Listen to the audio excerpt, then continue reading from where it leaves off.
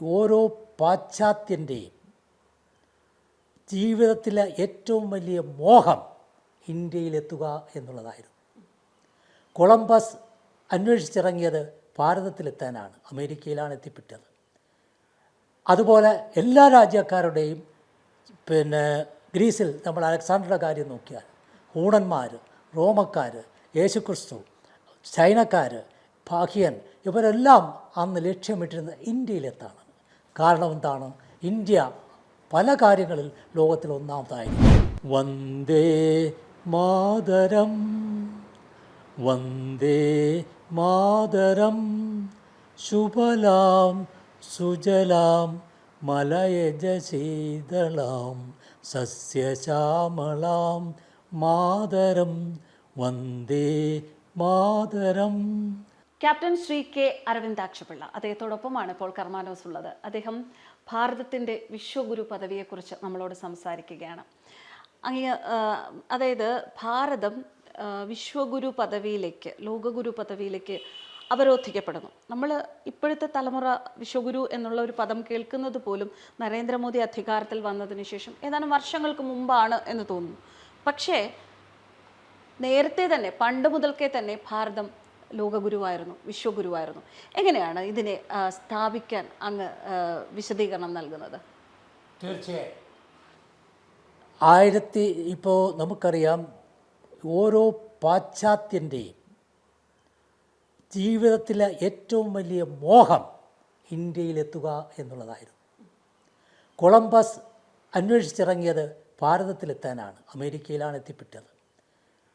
അതുപോലെ എല്ലാ രാജ്യക്കാരുടെയും ഗ്രീസിൽ നമ്മൾ അലക്സാണ്ടറുടെ കാര്യം നോക്കിയാൽ ഹൂണന്മാർ, റോമക്കാർ, യേശുക്രിസ്തു, ചൈനക്കാർ, ഭാഹിയൻ ഇവരെല്ലാം അന്ന് ലക്ഷ്യമിട്ടിരുന്നത് ഇന്ത്യയിലെത്താണ്. കാരണം എന്താണ്? ഇന്ത്യ പല കാര്യങ്ങളിൽ ലോകത്തിൽ ഒന്നാമതായിരുന്നു. ഒന്ന്, വിജ്ഞാനത്തിൻ്റെ കാര്യത്തിൽ, വിജ്ഞാനം, ശാസ്ത്രം, മാത്തമാറ്റിക്സ്, കണക്ക്, ഈ കാര്യത്തിലെല്ലാം ഇന്ത്യ ലോക ഗുരുവായിരുന്നു. ഒരിക്കൽ ഐൻസ്റ്റീൻ തന്നെ പറയുകയുണ്ടായിരുന്നു, ഇന്ത്യ പൂജ്യം കണ്ടുപിടിച്ചിട്ടില്ലായിരുന്നെങ്കിൽ, പൂജ്യവും ദശാംശസ്ഥാനവും കണ്ടുപിടിച്ചിട്ടില്ലായിരുന്നെങ്കിൽ നമ്മുടെ ശാസ്ത്രം എങ്ങും എത്തുകയില്ലായിരുന്നു എന്ന്. അപ്പോൾ അതുപോലെ ലോകത്തിന് മാതൃക, ശാസ്ത്രരംഗത്തും വൈദ്യശാസ്ത്രരംഗത്തും എല്ലാം ഇന്ത്യയാണ് മാതൃക കാണിച്ചത്. നമ്മുടെ ഈ ശരീരം ലോകത്ത് നമുക്ക് കാണുന്ന ഏറ്റവും വലിയ ഒരു യന്ത്രമാണ്. ഇത്രയും വലിയ, അതായത് നമ്മൾ ഒരു കഷ്ണം റൊട്ടി തിന്നുന്നു, ആ റൊട്ടിയെ ജീവനുള്ള കോശമായിട്ട് മാറ്റാൻ കെൽപ്പുള്ള ഏക യന്ത്രമാണ് നമ്മൾ ഈ കാണുന്ന ഈ ശരീരം. ഈ ശരീരത്തിന് ആദ്യമായിട്ട് ഒരു എന്താണ് പറയുക,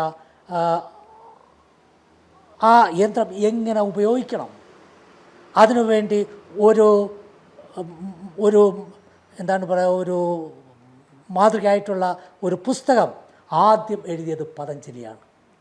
പതഞ്ജലി യോഗസൂത്ര എഴുതിയപ്പോഴാണ് ഈ യന്ത്രത്തെ എങ്ങനെ നമുക്ക് ഒരു മെയിൻ്റനൻസ് മാനുവൽ, ഈ യന്ത്രത്തിന്, ഇത്രയും കോംപ്ലിക്കേറ്റഡായ യന്ത്രത്തിന് വേണ്ടിയുള്ള ഒരു മാനുവൽ, മെയിൻ്റനൻസ് മാനുവൽ ആദ്യമായിട്ട് BC 600-ാം ആണ്ടിൽ ഉണ്ടാക്കിയത് പതഞ്ജലിയാണ്.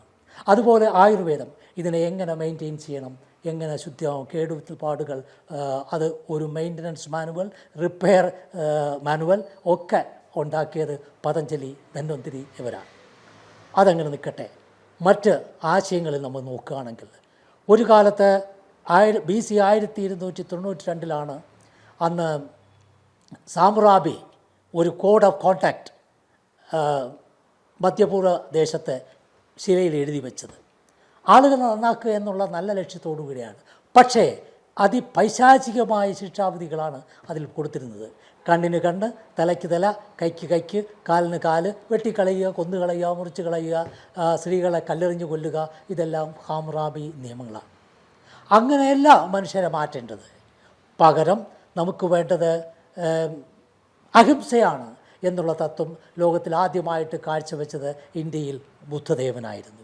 അതോടുകൂടി അത് ഇന്ന് ബുദ്ധദേവൻ്റെ ഈ അഹിംസാതത്വം ലോകത്തിലെ വളരെ ചെറിയ ശതമാനം ആളുകൾ ഒഴിച്ച് ബാക്കി ലോകം മുഴുവൻ അംഗീകരിച്ചു കഴിഞ്ഞു. ഞാൻ അമേരിക്കയിലും യൂറോപ്പിലും ചൈനയിലും ഒക്കെ യാത്ര ചെയ്ത് നോക്കുമ്പം എണ്ണത്തിൽ ഈ ചെറിയ നമ്മൾ ബിംബങ്ങൾ വെച്ചിരിക്കുന്നത് നോക്കുകയാണെങ്കിൽ ഏറ്റവും കൂടുതൽ ബുദ്ധൻ്റെ പ്രതിമയാണ് ക്രിസ്തീയ കുടുംബങ്ങളിലും മുസ്ലിം കുടുംബങ്ങളിൽ പോലും ഞാൻ കണ്ടിട്ടുള്ളത്. അത് അഹിംസയുടെ പ്രതീകമാണ്. രണ്ടാമത് അശോക ചക്രവർത്തി ഒരു യുദ്ധത്തിൽ പൂർണ്ണമായി വിജയിച്ചതിന് ശേഷം യുദ്ധം വേണ്ട എന്ന് പ്രതിജ്ഞ ചെയ്യുകയും യുദ്ധത്തിനെതിരായി അഹിംസയ്ക്ക് വേണ്ടി ലോകം മുഴുക്ക പ്രചരണം നടത്തുകയും ചെയ്ത അശോക ചക്രവർത്തി കേരളത്തിൻ്റെ ലോകത്തിൻ്റെ അഭിമാനമാണ്, ലോകത്തിനൊരു മാറ്റം കൊണ്ടുവന്നയാളാണ്. മൂന്നാമത്തെ ഉദാഹരണമാണ് നമ്മുടെ മഹാത്മാഗാന്ധി. ഒരു സർക്കാരിനെതിരായിട്ട് ഒരു യുദ്ധം നയിക്കണമെങ്കിൽ അന്ന് തോക്കെടുക്കുക എന്നല്ലാതെ മറ്റൊരു മാർഗവും ലോകത്താർക്കും അറിഞ്ഞുകൂടായിരുന്നു.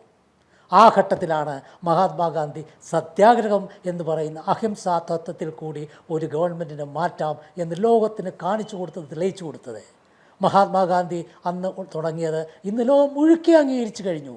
മാത്രമല്ല ലോകത്തെ സൂര്യനസ്തമിക്കാത്ത സാമ്രാജ്യത്തെയാണ് നിഷ്പ്രഭമായി ഏതാനും 50, 60, 55 വർഷം കൊണ്ട് ലോകത്തുനിന്ന് ഇല്ലായ്മ ചെയ്യാൻ മഹാത്മാഗാന്ധിക്ക് കഴിഞ്ഞു.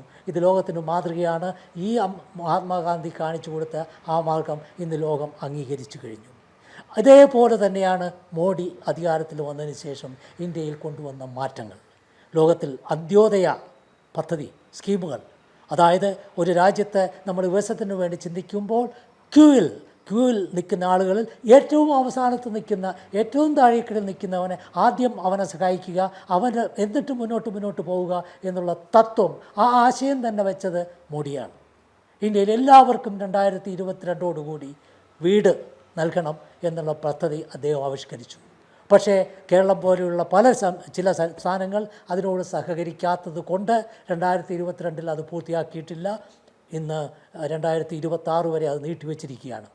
നേരെ മറിച്ച് ഏറ്റവും പണക്കാരുള്ള രാജ്യങ്ങൾ, പണസമ്പന്നമായ രാജ്യങ്ങളായ ജപ്പാൻ, അമേരിക്ക, ചൈന, യൂറോപ്യൻ രാജ്യങ്ങൾ, ഇവിടെയൊക്കെ ഞാൻ ചെന്നപ്പോൾ പൈപ്പിനടിയിൽ താമസിക്കുന്നത്, ഓടയ്ക്കകത്ത് താമസിക്കുന്നത്, റോഡരികിൽ കൊടിൽ കുടി കത്തി താമസിക്കുന്ന ലക്ഷക്കണക്കിന് ആൾക്കാരെ ഞാൻ നേരിട്ട് കണ്ടിട്ടുണ്ട്. അവരുടെ ഫോട്ടോ ഞാൻ എടുത്തിട്ടുണ്ട്.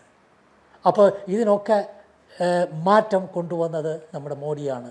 അപ്പോൾ ദാരിദ്ര്യത്തിനെതിരായി, നിരക്ഷരതയ്ക്കെതിരായി, അഴിമതിക്കെതിരായി മാറ്റങ്ങൾ കൊണ്ടുവരാൻ മോഡിക്ക് സാധിച്ചു. മോഡി മാത്രമല്ല, അമേരിക്കൻ സംസ്കാരം ഉൾക്കൊള്ളുന്ന നേതാക്കൾ ഇന്ന് 16 രാജ്യങ്ങളിൽ രാഷ്ട്രീയ നേതാക്കന്മാരാണ്. ഇന്ന് നമ്മൾ നോക്കിയാൽ ലോകത്തുള്ള പല ബിസിനസ് സ്ഥാപനങ്ങളുടെയും തലപ്പത്തിരിക്കുന്നത് ഇന്ത്യൻ വംശജർ, ഇന്ത്യൻ സംസ്കാരം ഉൾക്കൊള്ളുന്നവരാണ്.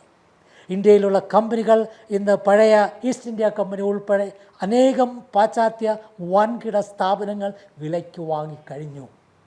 ഇതൊക്കെ ഇന്ത്യയുടെ ഉയർച്ചയാണ്. മോഡിയുടെ ഒരു സ്വാധീനം ഇതിലേറ്റവും പ്രകടമാണ്.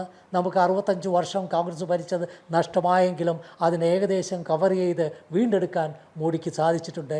ഇന്ന് ലോകത്തിൻ്റെ ഗുരുവായി തീർച്ചയായും നമ്മൾ ഉന്നതിയിലേക്ക് പോവുകയാണ്. ഇന്നിപ്പോൾ തന്നെ അമേരിക്കയിൽ പല സ്കൂളുകളിലും ഹിന്ദിയും തമിഴും പഠിപ്പിക്കാൻ തുടങ്ങിയിട്ടുണ്ട്. അവരിന്ന് കാണുന്നത് ഭാവിയിൽ ഒരു 10 വർഷം കഴിഞ്ഞാൽ അവർ ജോലിക്ക് വേണ്ടി ഇന്ത്യയിലേക്ക് വരാൻ തയ്യാറെടുക്കുകയാണ് അവർ. അപ്പോൾ അതാണ് നമ്മുടെ മാറ്റം. ലോകത്തിൻ്റെ ഗുരുവായിട്ട് നമ്മൾ മാറിക്കഴിഞ്ഞു. പലരും ഇനി വിദ്യാഭ്യാസത്തിനും വൈദ്യസഹായത്തിനും എല്ലാം ഇന്ത്യയിലേക്ക് വരുന്ന ഒരു സ്ഥിതിയിലേക്ക് മാറും എന്നുള്ളതിന് യാതൊരു സംശയവും ഇല്ല.